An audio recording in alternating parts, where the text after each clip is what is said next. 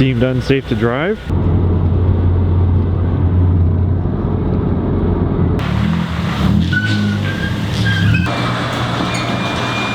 What is going on, guys? Today we got a brand new video with the beater Mazda 3. It's been a while since we've seen this thing.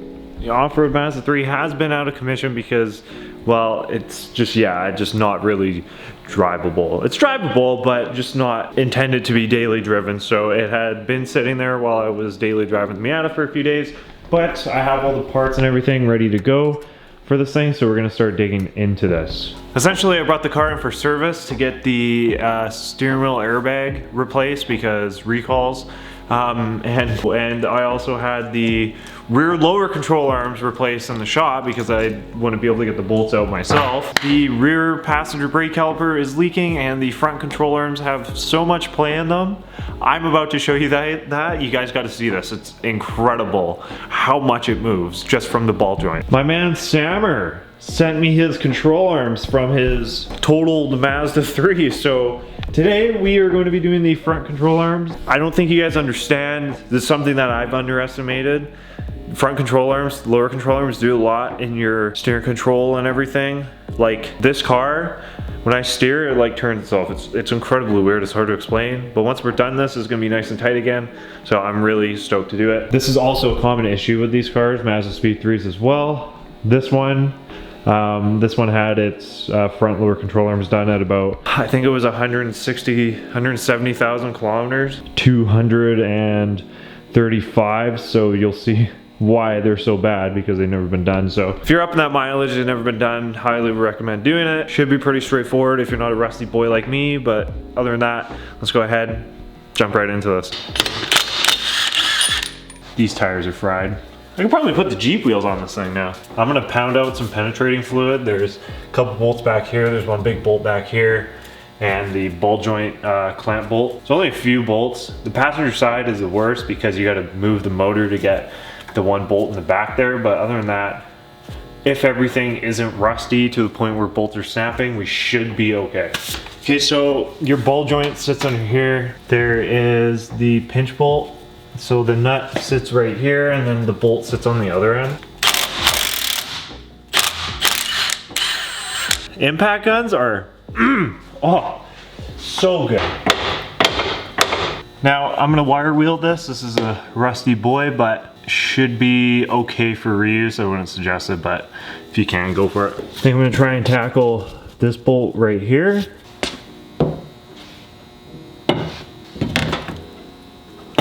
I'll be back when this thing comes out. It's gonna be a while. Skipped ahead because what's new? I'm at the point where I'm breaking the arm out right now, so that's all she wrote. First time I've ever done control arms. So it was hard to show you guys what it was like in the car, but here's ball joint that just came out of the car. You guys can see that up and down movement and just moving around, like this thing just even twists. I don't even know if it's supposed to twist. It's definitely not supposed to twist. Here's the one that Stammer sent me. This one is used, as you guys can see, but still in good condition. So that's what was messing up my driving. So this will make it a lot more stable for me. And the bushings obviously aren't as worn as this, but so the front arm just casually made its way in. I fought that arm for a good hour and a half, maybe even 2. So I'm ready to move on to the next one. I just had a pain with jacking the motor up because I have a aftermarket rear motor mount in the back there and it wasn't disconnecting properly. This car is just a mayhem of problems. I'm gonna go ahead and start on the driver's side now.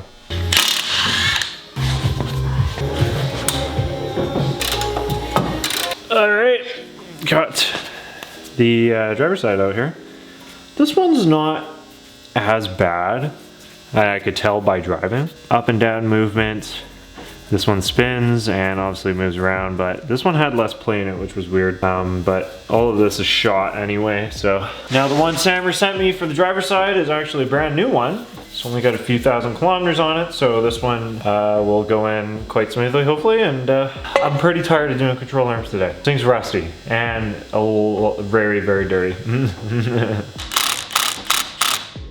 Control arm is all bolted in here. This side, I found, I don't even remember how I did it, to be honest. Everything's all bolted up. I'm just gonna torque some stuff down, and I gotta put the rear motor mount back together because I took that out to do the driver's or passenger side, and then we'll be able to drop this on the ground, and then we'll have fresh control arms.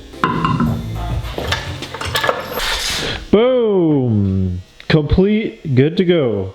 It's on the ground and it didn't make any noises when it dropped, so I would assume that means it's good to go. Now I would take it out for a drive, but we aren't done with this car yet. We're gonna move on to the next video where we are gonna work on the next thing, drive it in case it gets frosty. I almost totaled the Miata the other day because it was frosty out. Long story. Anyways, that's how we do the control arms. If you guys enjoyed, make sure to subscribe and leave a like on the video, comment down below. I apologize about all this maintenance stuff, but I gotta do all the maintenance stuff, and I'm gonna start busting, I will bust my ass doing some aftermarket stuff, especially to the Miata, and the clutch on this is gonna have to get done next month, so working hard, hardly working. Anyways guys, the winter breeder for you. Thank you so much once again. Keep it real. I'll see y'all in the next one.